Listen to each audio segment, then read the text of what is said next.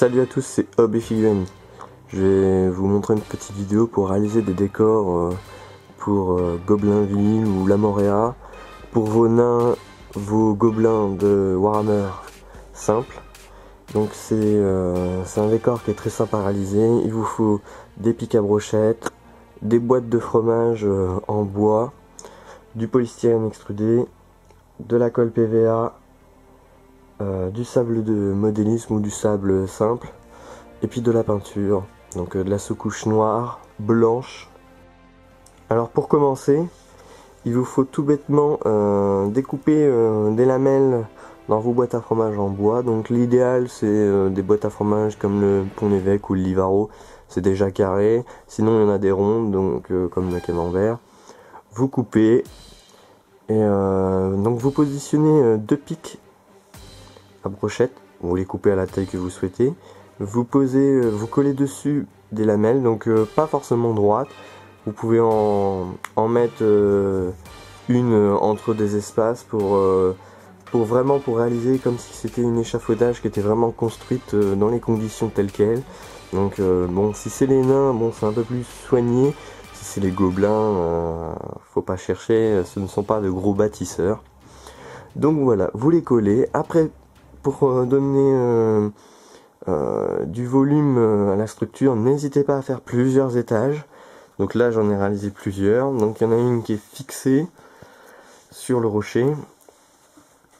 J'ai fait une sorte de petite échelle. Donc attention, il faut bien faire les dimensions voulues par rapport aux figurines, parce que si c'est trop collé, les figurines ne vont pas tenir. Là j'ai mis de l'espace, donc elles peuvent se poser une par une. Donc j'ai fait plusieurs étages, pareil, coller des pics pour faire des structures à plusieurs étages.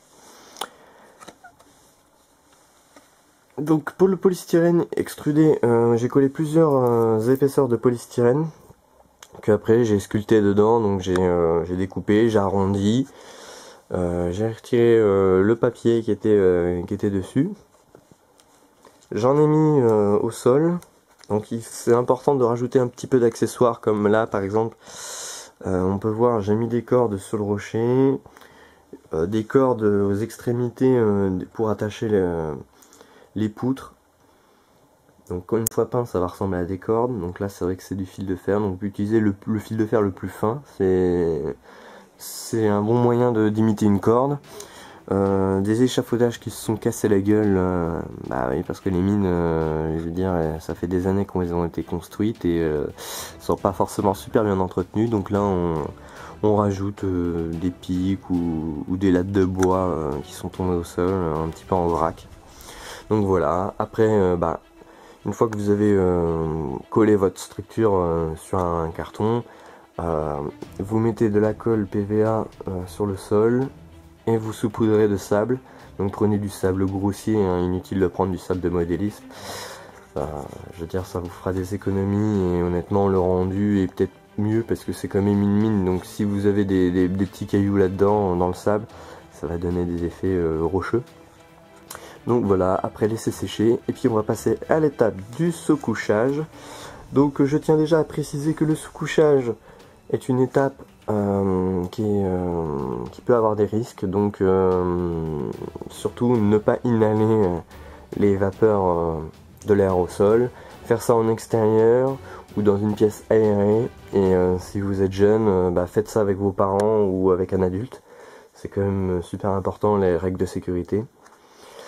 Petite précision aussi, l'aérosol va ronger un petit peu le polystyrène, donc bon, c'est malheureusement c'est comme ça. Si vous utilisez une couche à la main, ça va pas le ronger, au pinceau ça va pas ronger, mais le souci c'est que ça va être super long. Donc là ça va parce que c'est un petit décor. Si c'est un gros décor, vous allez passer un temps monstre. Donc voilà, donc je vais passer à cette étape là. Et voilà la sous-couche terminée. Donc j'ai passé une couche noire, donc utilisez une bombe aérosol, pas forcément Game Workshop, hein. Faut surtout que la bombe aérosol soit toujours mate, parce que si c'est brillant ça va donner un résultat brillant et ça fera pas naturel. Donc j'ai donné une couche de noir et un léger dégradé de blanc de peinture blanche, donc en pas trop près, et puis à certains endroits pour éclaircir un petit peu, pour donner un côté gris. Le nuage de blanc mélangé à la sous-couche noire va donner un aspect gris si c'est pas renforcé, si c'est passé sommairement. Donc hop, on vaporise très légèrement, pas insister. Inutile de passer du blanc sur le bois, hein, bon, il peut y en avoir un petit peu, c'est pas trop grave. Le principal, c'était la pierre. Donc comme on peut voir, ça a rongé un petit peu la pierre, mais en rongeant la pierre, ça fait un aspect plus naturel.